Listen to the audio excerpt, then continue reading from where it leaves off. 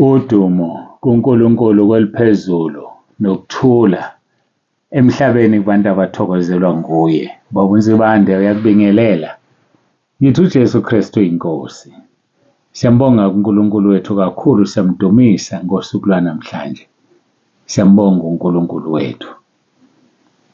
Ndlalifa zezulu lwaluhlu usuku. Ngiyathanda ukuthi ngikhumbuze ukuthi umuntu ofisa ukubhukhela usuku lombhabhadiso, ngiyacela ukuthi anginikeze idate engamnika yona mina yokuvuma izono. Angavele acele usuku lombhabhadiso. Ngicela usuku lokuvuma izono ngoba ngimbhabhadisa umuntu izono engazivumile. Ngenza izwi lele lisho njalo. So-ke nginikeza idate wena obhukhelwe yona, inyanga, usuku, unyaka, nesikhathi. Isikhathi ngiyasicela. Bese-ke emva kwalokho-ke ngizobe sengikunikeza idate yombhabhadiso. Kodwa engizokusho nje ukuthi noma ngabe kuthiwa uzovuma izono kusasa, uma ufuna idate yombhabhadiso kugcwele kuze kuyoshaya u-2029. Kusele uNovember ku-2029. November 2029. Ngamanye amagama sekulula ukuthi singene ku-2030 ngokwezombhabhadiso. Singene nje ku-2030. So ungacabanga ukuthi uma idate iseduze manje ukuthi uvume izono uzothola umbhabhadiso seduze. Umbhabhadiso ukude ngendlela emangalisayo. Kodwa kokuhle ukuthi sikhonza uNkulunkulu obonayo, owaziyo ukuthi wena ubhukhile, mali kufica usuku lwakho lokuhamba. uNkulunkulu uyazi ukuthi ububhukhile wena ukuthi ubhabhadiswe. Ake sishiye kanjalo-ke. uNkulunkulu owaziyo, uqonda konke, usidalile, uthi wazi ukulala kwethu, wazi ukuvuka kwethu, wazi ukuhlala kwethu. Uqonda ngisho izwi lakho lisephansi kolimi ungakalikhulumi. Wazi ngisho umcabango wakho ukude. Uyazi ukuthi in 10 minutes time kusukela manje uzokucabangani. Uyazi futhi ukuthi ngonyaka ozayo ngalesi sikhathi uma uzobe usaphila uzobe ucabanga ini. Sikhonza uNkulunkulu oyisimangaliso. Uyisimangaliso, kodwa sikhonza uNkulunkulu osaziyo. Amahubo la 139 noma indumiso, ngitholile ukuthi khona abangazi ukuthi amahubo yini. Psalms, ngesiXhosa indumiso. Indumiso 139 uverse 23 no-24 uthi ngihlole Jehova ubone uma kukhona indlela yosizo empilweni yami. Ungiholele endleleni yaphakade. Sikhonza uNkulunkulu ohlolanayo. Akutshele uma kunendlela yosizi. Akutshele ngekusasa lakhe elimbi. Athi shintsha manje ngoba ikusasa lakho liyabheda. Kodwa thina siyahlupha, sifuna ukuya kubantu. And sisho sithi abantu bamanga. Siye ezangomeni, siye laphaya lalaphaya, sotshelwa ngekusasa lethu sikhohliswa. Ngabe ukhuluma nomdali wakho laziyo, okudalile, wazi ngisho i-destination yakho.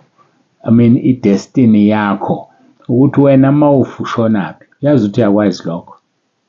Mhlambe bekukusiza ukuthi wazi khona uzokhala umthele ngeinyembezi ngoba inyembezi akayifuni. Ngendlela angasifuni ngayo inyembezi uyaphenduka. Waphenduka eseqedile ngamadoda aseNiniva ngoba amthela ngeinyembezi. uDavid eseqedile ngaye kwiHubo 51 verse 17 uthi umnikelo ngawudeleli inyembezi nenhliziyo ephukileyo. Ngakho sikhonza lo uNkulunkulu-ke mntaka baba. Yilo esimkhonzayo. Sondela kuye. Uma eminyango yangqongqotha, uzomvulela na? Ngiyabuza, uzomvulela na? Uma eminyango yangqongqotha, uzomvulela na? Hayike bangcwele, asiqhubeke nendaba yethu. Ngiyacela ukuguqa ngikhuleke, simcele simnxuse uNkulunkulu abe phakathi kwethu ngomoya wakhe ongcwele.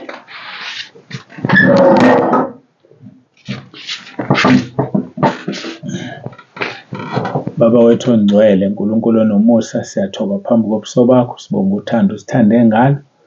Siyabonga uNkulunkulu wethu, siyakudumisa. Akekho uNkulunkulu ofana nawe. Akekho uNkulunkulu njengawe. Siyabonga Tata uDumo Nkosi nangalesi sikhathi. Phendula imikhuleko yethu ekhaya lezwi.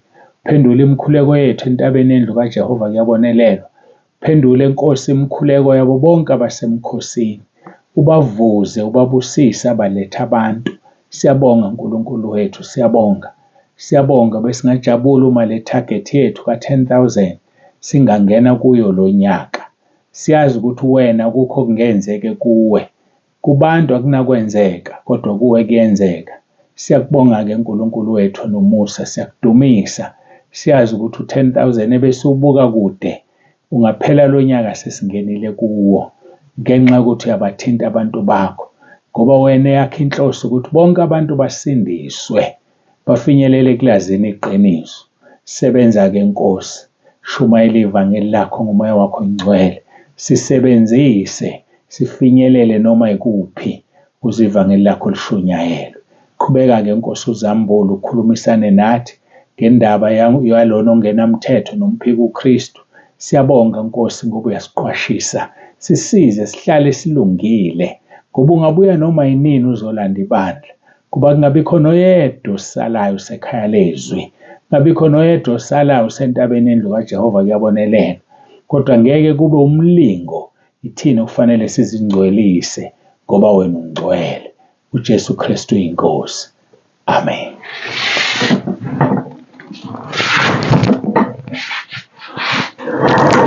Siyambonga-ke uNkulunkulu wethu, siyamdumisa. Asihlaleni silungile bafowethu, asihlaleni silungile. Nkosi uJesu uyabuya. Ungayinaki izono lezi. Ubumnandi obusezulwini bungaphezu kwalezi zono lezi. Lezi zono lezi into engenamsebenzi. Into engenamsebenzi. Asifundeke izwi lenkosi elingumgogodla ngokaJohane chapter 17 verse 20 no-21. Uthi angiceleli laba bodwa kepha nalabo abakholwa yimi ngezwi labo. Verse 21. Ukuba bonke babe munye njengalokhu wena babukimi nami ngikuwe. Ukuba nabo babe kuthina ukuze izwe likholwe ukuthi wena ungithumile. Siyambonga kakhulu uNkulunkulu. Ngithanda ukugcizelela kulabo abaseduze ukuthi ngowesonto ngokugcinwa inkosi iseKeysdrift. SiseKeysdrift kumfundisi uMzila. Kumfundisi uMzila. Imininingwane yonke egcwele uzoyithola kuyena. Mfundisi uMzila siseKeysdrift ngesonto. Siyambonga kuNkulunkulu kakhulu. Sihlanganeni khona-ke bazalwane. Sihlanganeni khona. Siyambonga uNkulunkulu wethu. Uma uNkulunkulu evuma ngale mpelasonto sine workshop ka-Sunday School. Yothisha baka-Sunday School. Sine workshop yothisha baka-Sunday School. Bayazazi-ke bamenyiwe, akumenywa noma ubani. Akumenywa noma ubani. Bayazazi bona bamenyiwe. Imithwalo isisobhokweni. Othisha baka-Sunday School bane-workshop ngale mpelasonto. Siyovuka-ke ekuseni ngokugcinwa inkosi. Noma-ke siyolala khona-ke angazi. Kodwa nje uNkulunkulu uma esigcinile ngesonto ekuseni sobe siseKeysdeliver, Keysdrift, Empofane. Hayi-ke sesilifundile izwi lenkosi, sikhuluma ngokuthi uJesu inkosi yethu ufuna sibe munye. Kodwa umphika uKristu ongenamthetho uyamelana nalabo bunye. Uyamelana nalabo bunye, kodwa inkosi yethu uJesu Kristu ufuna sibe munye. Masibheka abaseThesalonika chapter 2 besibili nabo isahluko sesibili qala kuverse 5. Anikhumbuli yini ukuthi ngisekhona kini nganitshela lokho na? Senikwazi ukumbambezelayo ukuze ambulwe ngesikhathi sakhe. Ubani ongenamthetho? Ukuba imfihlakalo ongabi namthetho isiyasebenza kuphela ukuze kudediswe yena ombambezelayo manje. Lapho-ke uzakwambulwa lo ongenamthetho yakumqeda inkosi uJesu Kristu ngomoya womlomo wayo, imchithe ngokubonakala kokufika kwayo. Siyambonga uNkulunkulu kakhulu. Sisaphenya-ke siphakathi nendawo sesikhulumile ngohulumeni, singene kumoya ongcwele, sisiya ngasemaphethelweni. bathi ngesiZulu kwesiqinile selidumele emasumpeni, ukuba sibone ukuthi akuyena umoya ongcwele kufanele adediswe. Sikhulumile-ke izolo ngoJohane 14:16 uthi umoya ongcwele uzohlala kithi phakade. Sabheka uJohane 16:13-16 lapho aprofetha uJoel wathi uNkulunkulu uzokwehlisa umoya wakhe phezu kwenyama yonke ngezikhathi zokugcina. Sizoqhubeka-ke sibuke Isambulo 12:17 neSambulo 19:10 sisakhuluma ngomoya ongcwele.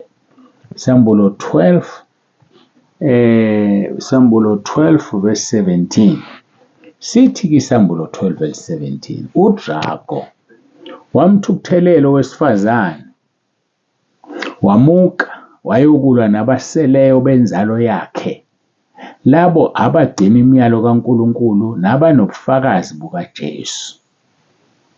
Abagcina imiyalo kaNkulunkulu nabanobufakazi bukaJesu. Lisho ukuthini leli vesi? Khumbula sikhuluma ngomoya ongcwele. Kunezwi kuJohane lithi onendodana onobufakazi. Phinde lithi uhlala kithi ngomoya ongcwele. Uma sifunda Izenzo chapter 1 sithola isimangaliso lapho. La ekhuluma khona uJesu ethi nizokwambathiswa amandla. Verse 8 kodwa nizokwamukeliswa amandla umoya ongcwele esefikile phezu kwenu. Nibe ngofakazi bami eJerusalema naseJudiya lonke naseSamariya kuze kube sekugcineni komhlaba. Uphawu olunye lwempawu lokuthi unomoya ongcwele ukufakaza ngoJesu. Uthi uJesu nizokwambathiswa amandla esefikile umoya ongcwele phezu kwenu nibe ngofakazi bami. eJerusalema naseJudiya naseSamariya kuze kube sekugcineni komhlaba. So amandla okufakaza siwathola kumoya ongcwele. Angikhulumi ngomuntu ofakaza ngoba efuna ukubonwa. Angikhulumi ngomuntu ofakaza ngoba ethi kade agcina ukufakaza. Igama lasekhaya lezwi lelo. Hayi baba uNsibande ngithi ake ngifakaze ngoba kade ngagcina ukufakaza. Angikhulumi-ke ngalokho kufakaza. Mina ngikhuluma ngokufakaza okubeka umoya ongcwele enhlizweni ufakaze spontaneously. Hayi lokhu ufakaza ngoba kade wagcina. Kodwa ufakaze ngoba uzwa kufanele ufakaze. Angazi noma niyangizwani lapho. Asifakazi ngoba kade sagcina ukufakaza. Sifakaza ngoba uNkulunkulu ethi asifakaze ukuze ubufakazi bethu bube ne-impact, bube nomsebenzi, ubufakazi bethu ukuphendula abantu. Abubasiza abantu ubufakazi ofakaza ngoba kade wagcina. Kodwa ubusiza abantu ukufakaza ngoba kusho umoya ongcwele. So ukufakaza okuvela kumoya ongcwele kuwuphawu lokuthi unomoya ongcwele. Kodwa ubufakazi obuvela kuwe ngoba usuke kade wagcina ukufakaza noma ngoba uthanda ukufakaza akunayo impact.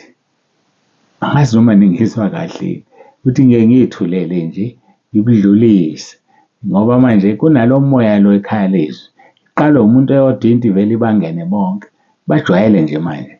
Hayi baba uNsibande ngikhona angithule ngoba ngingenabo ubufakazi. Hayi nami sengithi ake ngifakaze kade ngagcina ukufakaza. Hayi kulungile. Angisho ukuthi ku-wrong ungangizwa kabi. Angisho ukuthi ku-wrong. Kodwa mina ngikhuluma ngobufakazi obubeka umoya ongcwele manje. Ubudedele manje hayi kusasa. Ubudedele manje ngoba ufika manje. Hayi ngoba ufuna ukuzwakala ukuthi ukhona. Hayi ngoba kade wagcina. So-ke ubufakazi buwuphawu lokuthi umoya ongcwele ukhona. Njengoba kufakaza kwangaka ekhaya lezwi uphawu lokuthi umoya ongcwele ukhona. Ubufakazi wabubuningi kangaka nje. Abanye-ke babalekela ubufakazi. So-ke izwi esesilibhekile laphaya kwiSambulo 12:17 lithi uDrago wamthukuthelela owesifazane wamuka, Kahle kahle ngizokhuluma ngowesifazane ngoba iqala lapha ukuthi indaba yakhe. Kodwa ngilapha ukuthi-ke wahamba uJagu wayokulwa nabaseleyo benzalo yakhe owesifazane. Labo abagcina imiyalo kaNkulunkulu nabanobufakazi bukaJesu. Ngeke uyigcine imiyalo kaNkulunkulu ungenawo umoya ongcwele. Ngeke ufakaze ngoJesu ungenawo umoya ongcwele. Now, uma sekukhona umphiko uKristu, abantu bayoqhubeka bafakaze ngoJesu bese beyabulawa. Abanye kuzofika isikhathi banikezwe u666 bawunqabe ngoba umoya ongcwele uzobe ehlezi kubona kuze kube phakade, ngoba bazobe sebezongena ezulwini ngemizamo yabo. Angazi uma kuzwa lokho. Angithi basalile ukuhluthwa ibandla. Okay, angidluli. Basalile kuhluthwa ibandla. So-ke manje sebebonile kanti ikhona lento. Mase bebonile ukuthi ikhona, kuzothi mase kuqhamuka u666 bawunqabe babulawe. Bafakaze ngoJesu babulawe ngoba bazobe benomoya kaNkulunkulu ngaleso sikhathi. Kodwa bengakwazanga ukuhlwithwa nebandla ngoba babengakulungele. Angazi uma uyangizwa yini. Akekho umuntu onomoya ongcwele ongezukuhlwithwa nebandla. Ma lifika ibandla lihlwithwa, wonke umuntu onomoya ongcwele uyahamba. Kodwa uJesu usithembisile ukuthi uzohlala kithi kuze kube phakade. So-ke labo kuzovuleka amehlo emva kwalokho bazisole bakhale kuNkulunkulu. Uzobanika umoya ongcwele ukuthi bakwazi ukuqhubeka bafakaze ngaye. Bakwazi ukufa bafele iqiniso, bafele iNkosi uJesu. Angethemba uyangizwa-ke manje. Sesiya laphaya-ke kwiSambulo 19 verse 10. Isambulo 19 verse 10. Nalapho kusakhulunywa ngobufakazi. Ngase ngiwa phansi phambi kwezinyawo ukukhuleka kuyo ingelosi, kusho uJohane.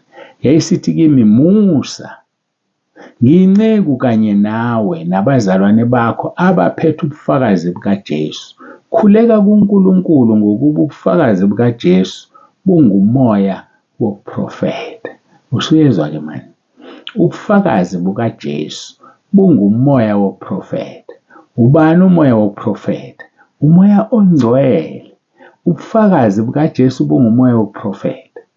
Yikho ngithi ofakazi eqhutshwa umoya ongcwele bune-impact, busiza abantu lobo bufakazi. Kodwa ofakaza ngoba efuna ukuvela, ofakaza ngoba efuna ukungena ku-YouTube, ofakaza ngoba efuna ukungena ku-WhatsApp ekhaya lezwi, noma ofakaza ngoba kade agcina ukufakaza, hhayi ngoba eqhutshwa umoya kaNkulunkulu, abunayo i-impact, abusizi lobo bufakazi. Kodwa ubufakazi obusizayo yilobo bungumoya wokuprofetha. Ubufakazi obusizayo yilobo obususwa umoya kaNkulunkulu. So kuthe mayesebone zonke lezi zinto, umpostoli uJohane wayesekhuleka kwingelosi. Yayisithi, Musa, ngiyinceku kanye nawe nabazalwane bakho abaphethe ubufakazi bukaJesu. Uma ungumzalwane uphethe ubufakazi bukaJesu, ake ngikubuze, wagcina nini ukufakaza, ukufakazela uJesu? Ugcine nini ukufakazela uJesu? Etekisini oya ngayo emsebenzini zonke iy'nsuku uyafakaza nje ngoJesu? Bayakwazi ukuthi umzalwane? Neteksi yestaff le, bayakwazi into umzalwane noma uthula uhlaba inhlali? Ebhasini ugibela kulona, bayakwazi into umzalwane? Khona abashumayela ebhasini, uyafakaza wena ngoJesu? Ngiyabuza. Yazi khona abantu abazosha bashe bengazange badla izono, bashiswa ukuthi abayenzanga intando kaNkulunkulu. Ukungayenzi intando kaNkulunkulu kunesijeziso. Ukungayenzi nje intando kaNkulunkulu. Khona abantu abazosha bashela ukuthi banqaba nobizo. uNkulunkulu uyababiza, abafuni. Balokhu bembalela. Nkosi, ngisafuna ukufundisa iy'ngane zami ezincane. Nkosi, ngisafuna ukwakha umuzi. Nkosi, yazi ukuthi ifeme ecebe kabi izulu. Ingane zakho ungayithatha uyifake kwi-multiracial ey'koleni lezi ey'dulayo zifunde usebenzele uNkulunkulu. Ifeme ecebe ngendlela eyisimangaliso. Ungakho umuzi kaNokusho usebenzele uNkulunkulu. Lo ngeke uwakhe uzisebenza noma usebenzele umuntu. So khona abantu abazosha esihogweni bashiswe into eyodwa ukuthi abayenzanga intando kaNkulunkulu. Bese bakhona abazophuza ukuyenza intando kaNkulunkulu bayenziwa sebeshayiwe. Shumayela umuntu ehlezi ku-wheelchair, asukumise abanye ku-wheelchair yena akasoze asukume. Athi ngegama leNkosi yethu uJesu Kristu sukuma, athi vumba umuntu eku-wheelchair. Kodwa yena akakwazi ukusukuma ngoba yena ujezisiwe, wabizwa, wathalalisa, waze wavelelwa, washaywa ukuze awenze umsebenzi kaNkulunkulu. Uma ubizwa, musuhlale, khuluma, sitshele singabaholi ukuthi uzwile ubizo. Ngoba maye kulowo mholi okucindezelayo usushilo ukuthi ubiziwe. Icala lelo. Igazi lakho nelabantu okufanele basindiswe ngawe liyobuzwa kulo mholi okunqabelayo ukuthi wenze umsebenzi kaNkulunkulu. Ithini-ke ingelosi? Ithi musa, ngince kanye nawe nabazalwane bakho abaphethe ubufakazi bukaJesu. Uphethe njani ubufakazi bukaJesu? Ngiyabuza. Ngiselapho ngiyakhumbula. Abantu bayaphuma bakhishwe ubufakazi. Nibona izolo bebuningi kanjani? Bayaphuma ngoba nibachazeli. Chazela abantu abangenayo ukuthi unobufakazi ukuze bangaphumi. Bangcolisa igama lakho labantu obafakayo wena bese bephuma. Bayalingcolisa nje igama lakho. Uthi uqala uletha umuntu sekuyaziwa ukuthi engabe uzohlala inikelo. Letho sibani bani? Bayaphuma bakasibani bani. Engabe uzohlala inikelo. Cha, ba-address abantu, bachazele. Ngine-VN echaza ngekhaya lezwi. Bachazele abantu ukuthi kuzoba nobufakazi. Ubufakazi, lithi iBhayibheli namhlanje, bungumoya wokuprofetha. Asikwazi ukubuvala ubufakazi. Bungumoya wokuprofetha. Kahle kahle igroup ilala ikhona over 7,000 wabantu ngenxa yobufakazi. Sizobuvala kanjani-ke ubufakazi? Ngenxa yabantu ababili abathathu noma bawu-20 noma bawu-30 abaphumayo bekhala ngamadatha. Ukhumbule phela thina sikwazi ukubona ababizwe bakhethwa. Kusangenzeka ukuthi ababiziwe labo. Kwenzeka ukuthi ufake abantu abangakhethiwe. Yebona lo nto, ufake nje abantu abangakhethiwe. Ake ngikumeme. Awulalela inkonzo yangesonto. Lalela inkonzo yangesonto. Uyilalele nje. Uyilalele bese uyihlanganisa nenamhlanje. Uzwe ngabantu ababiziwe nabantu abangazange babizwe. Ngiyakucaphunela nje, ngiyakuhalisela. Mawuthanda fika eKeysdrift, uzwe nje ulalele. Uma evuma uNkulunkulu izoba u-part 1 iqhubeke. Kodwa nje angizoyisho i-theme yakhona. Kodwa ufike nje ulalele. Ngoba vele phela siphonsa inetha masifaka abantu ekhaya lezwi. Ngenzeka ukuthi sibamba nofishi abangadliwa. Nofishi uNkulunkulu angabafuni. Kodwa mina ngiyafuna ubachazela abantu. Aphuma umuntu unenhliziyo enhle. Ngenxa yobuningi bomsebenzi angisakwazi ukunitshela ngithi usibani bani uphumile, usibani bani uphumile. Sengitshela laba abafiwe noma mayephuma umuntu ngingebhizi kakhulu bese ngiyamazisa. Sekunzima kulukhuni satshe. Uthe omunye umzalwane efakazi, ake nibahloleni labantu enibafakile. Nibahlole, niba-check. Uzomangala uthole ukuthi usephumile. Ake nibe responsible ngalaba bantu. Ungalindi ubaba uNsibandazi akutshela usibani bani uphumile. Uzenzele ilist yabantu abafakile. Ukumfonele nje umuntu ukuthi ziphethe kanjani inkonzo. Uzomangala ekutshela ukuthi hayi ngiphumile mina. Heke nokho uthi-ke uJohane nabazalwane bakhe abaphethe ubufakazi bukaJesu, khuleka kuNkulunkulu. Ngokuba ubufakazi bukaJesu bungumoya wokuprofetha. Masifakaza sithunywe umoya ongcwele suke siprofetha, kusizakala abantu, kusindiswa abantu. Ufaka ubufakazi obu-relevant ngesikhathi esifanele. Ufaka ubufakazi obufanele ngesikhathi esifanele ngoba kulalela usibani bani uJesu afuna asindiswe. Asebenzise ubufakazi bakho ukuthi lowo muntu asindiswe. Siyambonga uNkulunkulu wethu kakhulu. Siyamdumisa. ake ngiyibambe la. Kodwa lokhu kusinika ukuthi umoya ongcwele ukhona kayindawo. Nangesikhathi abantu benika uphawu 666, umoya ongcwele uyobe khona kulabo abobe belinqaba uphawu. Umoya ongcwele uyobe khona kulabo abobe befakaza ngoJesu ngoba bazobulawa. Mase bebulewe bazovuka kwisambulo chapter 4. Xolo kwisambulo chapter 20 uverse 4 kuya kuverse 6. Yibo laba bazovuka. Thina sizobe sibuyile ngoba sizobe sihlwithiwe nebandla bese sibuya naye inkosi uJesu sizohlala iminyaka e-1000. Bese kuthi laba baphile kanye nomphika uKristu banika u666 bawunqaba. Bafakaza ngoJesu babulawa ngoba nabanqaba u666 bazobulawa. Yibona-ke laba bazovuka kwisambulo 20 verse 4 kuya ku6. Bese sihlangana sonke sibuse iminyaka eyinkulungwane. Ngiyambonga uNkulunkulu ngoba izwi lakhe limnandi. Asiguqe sikhuleke sibonge uNkulunkulu wethu. Baba ongcwele, uNkulunkulu onomusa, siyabonga ngale nkonzo, siyabonga ngakho konke osisichazele khona. Kuthi umoya ongcwele ungumsizi wethu. Umoya ongcwele uhlezi kuthina kayindawo. Ngisho sesisekhaya ezulwini umoya ongcwele uzobe kithi ngoba uzohlala kithi phakade. Dumo lonke Nkosi silinikeza wena, siyabonga. Siyabonga ukucacisa indaba yakho ngale ndlela. uJesu Kristu inkosi. Amen. Siyambonga uNkulunkulu wethu kakhulu, siyamdumisa. Ubaba uNsibande siyavalelisa. Ndalifa izulu ngithi ube nosuku oluhle. uJesu Kristu inkosi.